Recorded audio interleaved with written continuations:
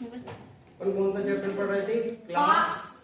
Class 7 part 7। कौन सा है? पादपों में और जंतुओं में परिवहन। ठीक है, तो जंतुओं में परिवहन अपन पढ़ रहे थे। तो जंतुओं में भी कौन सा? मानव में परिवहन। कौन सा? मानव में परिवहन। तो मानव में परिवहन के लिए अपन ने एक वीडियो और देखी थी, एक वीडियो और पढ़ी थी उसमें।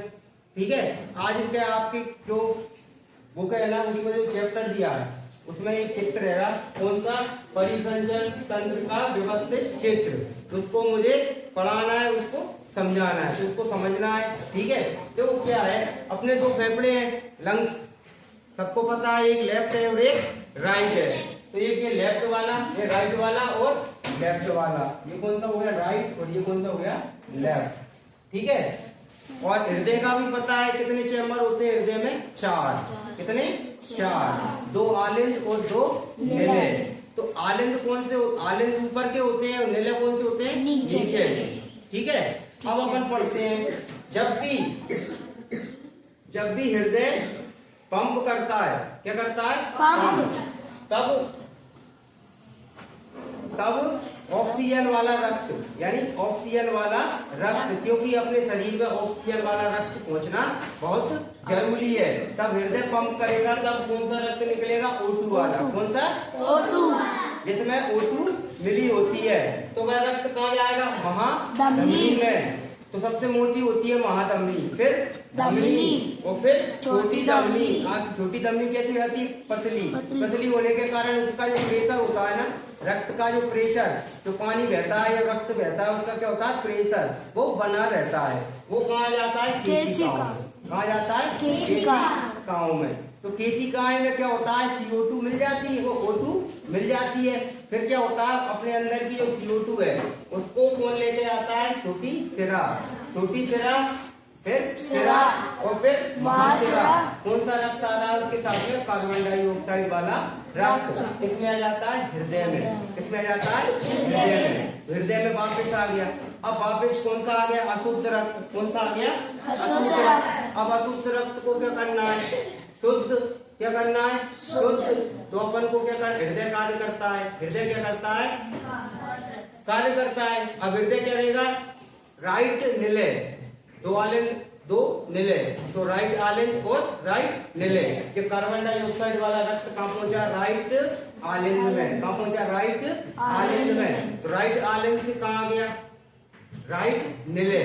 और राइट निलय करता है धीरे से पंप। मैंने बताया था कैसे करता है? धीरे से पंप। तो धीरे से पंप इसलिए करता है क्योंकि उसको रक्त को कहाँ पहुंचाना है? फेफड़ों में। कहाँ पहुंचाना है? फेफड़ों में। तो फेफड़ों में पहुंच गया। अब फेफड़ों में ले जाने का कार्य कौन करती है? फुफ्फुस धमनी। कौन सी करती है? फुफ्फुस धमनी। किसको ले जाने का कार्य करती है? CO2 वाला अशुद्ध रक्त। CO2 वाला अशुद्ध रक्त को फुफ्फुस धमनी कहाँ ले जाती है? फेफड़ों में।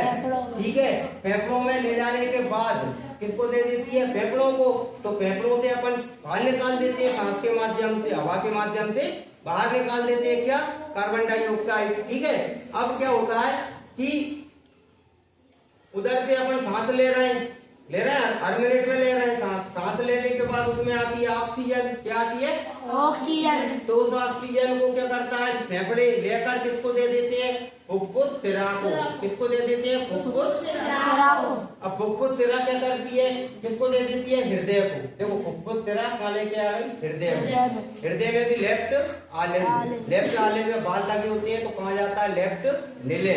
लेफ्ट निलय करता है तेजी से पंप। धीरे से नहीं करता, तेजी से। तेजी से इसलिए करता है क्योंकि उसको पूरे शरीर में रक्त को फैलाना है।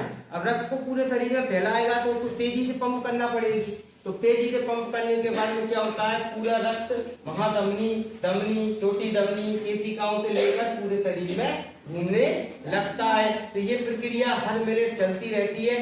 ऑक्सीजन आती है, CO2 बाहर निकलती है। इसी माध्यम से अपने शरीर में सारी कोशिकाओं में, सारे अंगों में ऑक्सीजन फैल जाती है और CO2 बाहर आ जाती है। तो ये प्रक्रम चलता रहता है जंतुओं में और मानवों में, सब में चलता है ये प्रक्रम। ठीक है, और पेड़ पौधों में तुम्हें पता है जल का परिवहन जाइलम करता है। कौन? जाइलम, और भोजन का परिवहन फ्लोएम करता है। ऐसे ही अपने अंदर धमनी और शिराएं, नलियां होती है धमनी और शिराएं, ये अपने अंदर किसका परिवहन करती है? रक्त का परिवहन, रक्त का